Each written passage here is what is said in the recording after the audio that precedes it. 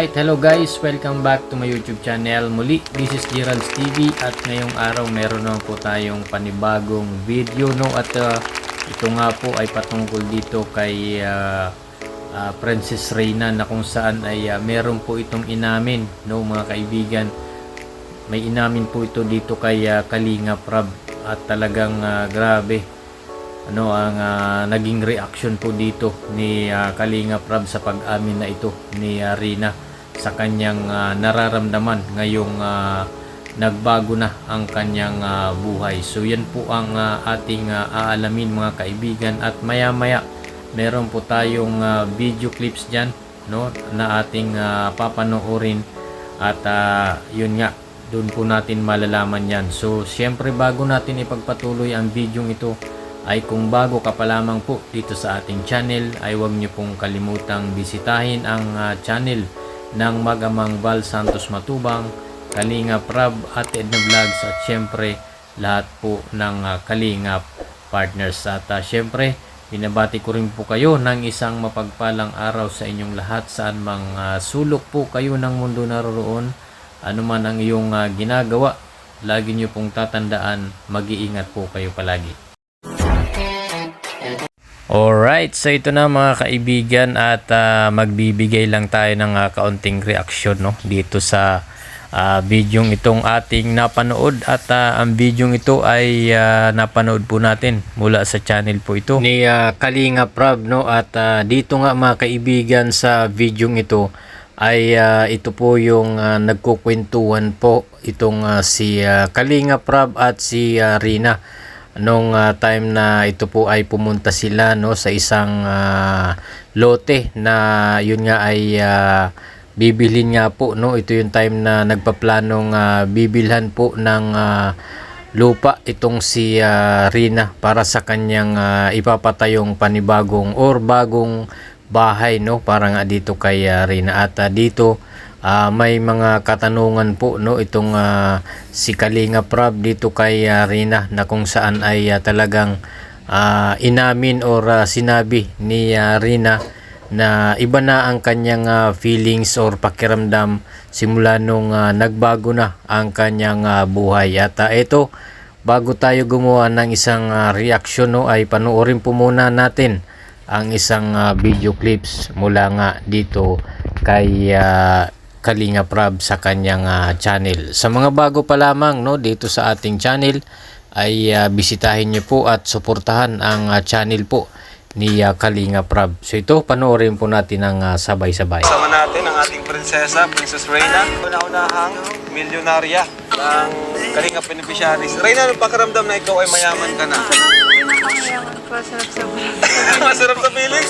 Grabe. Kasi milyonaryo ka na ngayon eh. Ano? Kaya po, sarap po sa feeling na pero mahirap mayaman. Mahirap din ang mayaman. Bakit naman na mahirap mayaman? Kasi nananakawan, gano'n? Kasi po, dati hindi pa ako nakakapasok yun. Okay. Alright, so yun nga, no, grabe, parang hindi na po ang ating Princess Reyna ang ating napapanood, no, dahil napakagaling na po ni Reyna, no, sumagot. At talagang narinig nyo naman yung sinabi ni Reyna na masarap sa feeling, no, nung tinanong nga ito ni Kalingap Rab na kung ano ang feeling niya na ngayong siya po ay isang milyonarya, no, isa ng milyonarya itong ating Princess Reyna. At ito nga, no, ay mahinahon siyang sumasagot sa kanyang Kuya Rab, at sinabi niya nga na masarap daw sa feeling na ganito na ang buhay niya, na talagang ramdam niya, no, sa sarili niya na iba na yung takbo ng buhay niya. At kumbaga ramdam niya na masarap sa feeling, masaya, no, dahil kumbaga hindi na po siya namumroblema sa kung anumang bagay, dahil parang kung titingnan natin, no, ang buhay ngayon ni Reyna ay parang halos lahat ay na kay Reyna na, no. So nakakatuwa po, no, ang sinabi dito nga ni Reyna, no, dito kay Kalingap Rab. At ayon pa sa kanya ay medyo masaya na mahirap din, no, dahil nga po syempre ay namumroblema siguro siya kung papaano niya gagastusin or kaya papaano niya itatago ng maayos yung kanyang mga kayamanan. So nakakatuwa, di ba, ang sagot ni Arina. At nakita niyo naman po ang naging reaction po ni Kalinga Prab. Talagang tuwang-tuwa po, no, itong si Kalinga Prab habang kakwentuhan niya po itong si Princess Reina. So dito pa lang mga kaibigan ay makikita nyong iba na, no, iba na ang ating Princess Reina. Napakagaling ng sumagot at marunong na magpaliwanag at tama ang kanyang mga sinasabi. So yun po yung nakakatuwa po dito kay Reina. At may mga kasunod pang tanong po yan, no, si Kalinga Prab nung time na yan. At dito nga tinanong pa ni Kalinga Prab kung ano ang plano niya, no, sa ibang pera niya, no. Ito, panoorin po natin ang karugtong po ng video. Ito pa rin ay mula sa channel ni Kalinga Prab. So ito, panoorin po natin ng sabay-sabay. Anong plano mo sa pera mo sa 1 million? Mabala na po ako ng Panginoon po sa pag-graduate ko po. Pag-graduate mo? Wow, grabe. Galing naman ni Reyna. Kakatuwa ka naman. Balak mo rin bang bumili ng lupa? Ay, ako. Kagaya ngayon, bibili tayo ng lupa.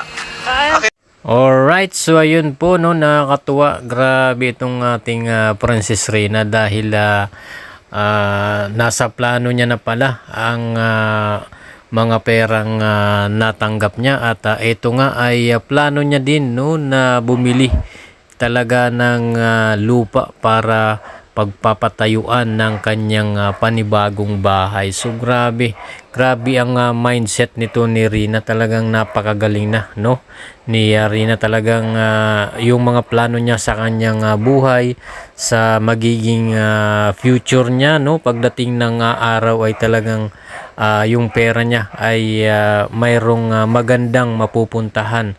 Katulad nga nito, no, na plano niya din palang bumili ng bahay at bumili pala ng lupa at magpapatayo nga ng bagong bahay, no. So talagang nakakatuwa at nakakahanga din ang ginagawa ni Rina ngayon, yung kanyang pag-iisip. Kumbaga yung mindset niya ay talagang nakakatuwa dahil alam niya na kung paano planuhin ng mabuti ang kanyang pera, no. At siyempre yun din ang plano din ng mga sponsor, no, na nagbigay dito ng pera kay Rina para nga ito bilhan ng panibagong lupa, no, para sa itatayong panibagong bahay. So nakakatuwa mga kaibigan dahil hanggang ngayon ay talagang patuloy at bumubuhos pa rin talaga ang mga taong nagpapaabot ng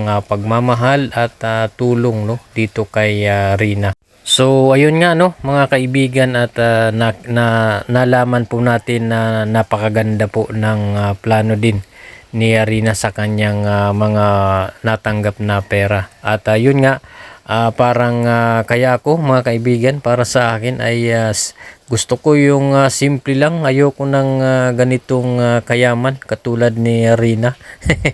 Tingnan niyo po, no, ay maging si Rina ay namumroblema din, no, na sinabi niya na masaya at medyo nakakaproblema din yung ganitong buhay, no, na may pera ka pero namumroblema ka kung saan mo ito gagastusin. So parang ganun, no, pero nakita naman natin, no, na nakakatuwa nga, no, dahil itong si Rina ay masaya, no, masaya sa buhay niya ngayon, no. Talagang makikita mo na parang wala na pong problema, no, itong ating Princess Reina. At parang makikita natin na ang lahat ng bagay ay nasa kay Rina na. So yun, napakagandang makita natin, mapanood natin na itong ating Princess Reina ay unti-unti na pong gumagaling. At nakikita natin na ang buhay niya ay unti-unti na ring nagbabago, no, nagiging maayos at mabuti, no, ang kanyang buhay. Simula po nung ito ay natutulungan po, no, ng Kalingap hanggang sa ngayon. At syempre pasalamat po tayo no sa lahat po ng tumutulong dito no sa yung mga sponsor, kaya Kalinga Prab, kaya Kuya Val, at sa lahat po ng tumutulong dito no, lalong-lalo na kay Ate Roda no, kay Roda Mix Vlog na siya talagang lagi niyang kasama no sa araw-araw, sa gabi, sa pagtulog at paggising ay talagang si Ate Roda ang kasama nito ni Rina, na talagang siya po ang gumagabay at nag-aalaga dito kay Rina. So yun no mga kaibigan, nakakatuwa na nagkakwentuhan po ang magkuya no, si Kalinga Prab at Rina, at doon nga ay nalaman ni Kalinga Prab na masaya nga po sa feeling ni Rina, or masaya ang feelings ni Rina na siya ngayon ay milyonarya na. So yun naman po mga kaibigan ng ating video sa araw na ito. Maraming salamat po sa inyong panonood, at syempre patuloy po nating suportahan ang Team Kalingap no, lalong-lalo na ang mag-amang Val Santos Matubang, Kalinga Prab, Ate Edna Vlogs, at syempre lahat po ng Kalinga partners ay atin pong suportahan yan. So maraming salamat po sa inyong panonood, at syempre huwag niyo pong kalimutang mag-like at subscribe, at pakihit na lang po ng notification bell para updated ka sa ating mga bagong i-upload na mga videos. Salamat po, at God bless you all.